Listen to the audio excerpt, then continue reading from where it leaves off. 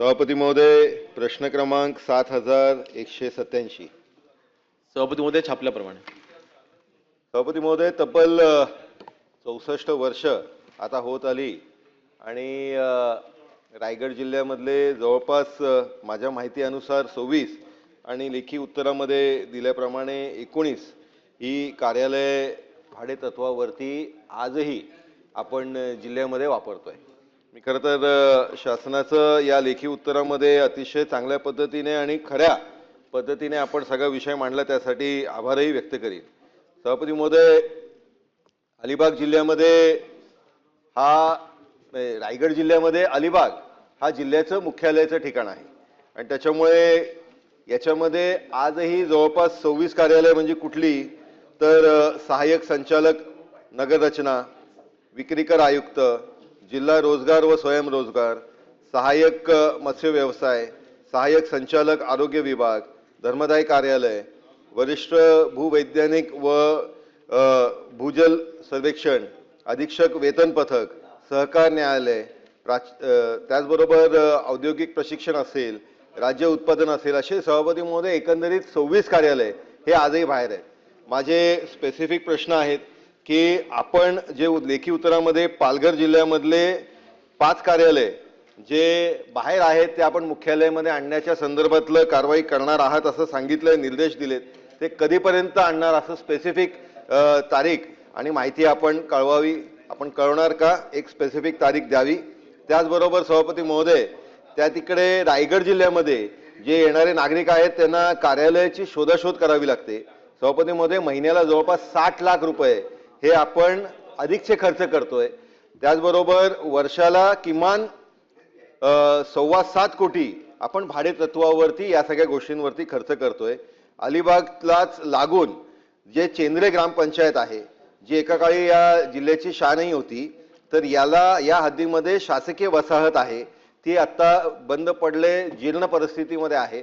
तर ती जागा आपण या सगळ्या कार्यालयांना, जी 26 कार्यालय आपली बाहेर आहेत, त्यांना त्या तिकडे आणणार का आणि त्या तिकडे ते कार्यान्वित करणार का, असे माझे स्पेसिफिक 3 प्रश्न आहेत सभापती महोदय. सभापती महोदय, पालघर जिल्ह्याच्या बाबतीत त्यांनी जो प्रश्न विचारलाय की खरं तर जिल्ह्याची निर्मिती आताच काही वर्षांपूर्वी झालेली असल्यामुळे आपण नवीन करायला तिथे उपलब्ध आहे. फक्त 5 विभाग आहे जे ते त्या मुख्यालयामध्ये यावेत असं आपणच त्याचे निर्देश दिलेले आहेत. त्यांनी त्याचं टाइम बाउंड त्यांनी करावं असं त्यांची मागणी आहे. त्याच्यामध्ये तिथली योजना म्हणजे तिथली जे काही अरेंजमेंट पाहून त्या बाबतीतला निर्णय हा लवकरात लवकर घेण्यात येईल. आणि ही बाब खरी आहे की अलिबाग हे रायगड जिल्ह्याचं हे हेडक्वार्टर म्हणायला हरकत नाही, परंतु ज्या विभागांचा त्यांनी उल्लेख केलेला आहे बेसिकली त्या विभागांना त्यांची मुख्य कार्यालय त्या जिल्ह्याच्या ठिकाणी बांधणं आवश्यक आहे. सगळ्याच विभागाची काही आपण हेडक्वार्टरला किंवा एकाच ठिकाणी आपण प्रशासकीय इमारतीमध्ये आणत नाही. महसूल विभाग असेल किंवा अन्न जिल्हा परिषद विभाग असेल हे एकत्रितपणे आपण आणतो, परंतु आता मत्स्य व्यवसायासारखे हे जे विभाग आहेत ते त्यांच्या डिपार्टमेंटचे ते हेडक्वार्टर तिथे उभे करत असतात. परंतु त्या अनुषंगाने आवश्यक असल्यास ज्या शासकीय वसाहतीचा आपण इथे उल्लेख केला आहे त्याची ती जागा ताब्यात घ्यायचा विचार असेल तर नक्कीच त्याची पाहणी आम्ही करून घेऊ. आणि जर का जनतेच्या दृष्टीने त्यांचा प्रवास जास्त होऊ नये आणि त्यांना जास्त त्रास होऊ नये ह्या दृष्टीने त्याची पाहणी करून त्याच्यावरती योग्य आम्ही निर्णय घेऊ. एकंदरीत प्रशासकीय इमारती प्रशासनाचं जे काही कारभार आहे तो व्यवस्थित चालला पाहिजे, जनतेला जास्त त्रास होऊ नये ह्या अनुषंगाने जो तिथे निर्णय घेणे आवश्यक आहे आम्ही घेऊ.